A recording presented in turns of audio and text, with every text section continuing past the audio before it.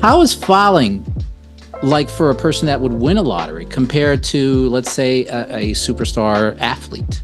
If you win the lottery, whether it's through a jackpot, slots, just the mega millions or whatever, that is all part of your personal tax return. So you do have to ensure that you're getting the tax form. The tax form has information on it that is going to be required for your filing.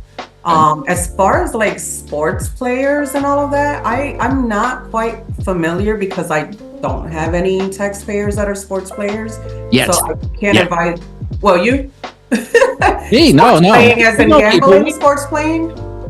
No, not I. But Okay. we'll find a few for you. We'll definitely find.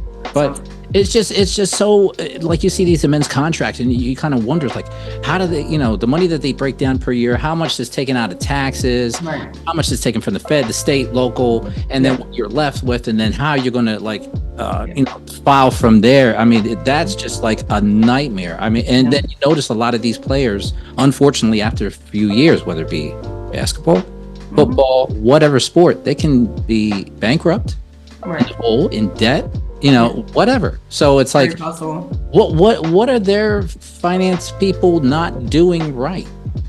Well, each year is considered on a year-to-year basis. So, you may be rich today and poor tomorrow. So, and one year doesn't affect the other year. So it's just, ensuring that all income that you are receiving is appropriately reported. And then, of course, if you have losses, I mean, I'm not familiar how they're paid. Are they 1099? Are they W-2? I'm curious about that. Yeah, I'm curious now as well. And I'll of course look into it and follow up, after the podcast with some additional comments.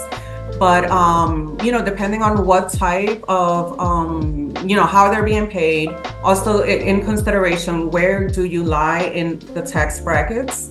So if your tax bracket is X, you should know what percentage you should be applying towards federal, towards state, towards local.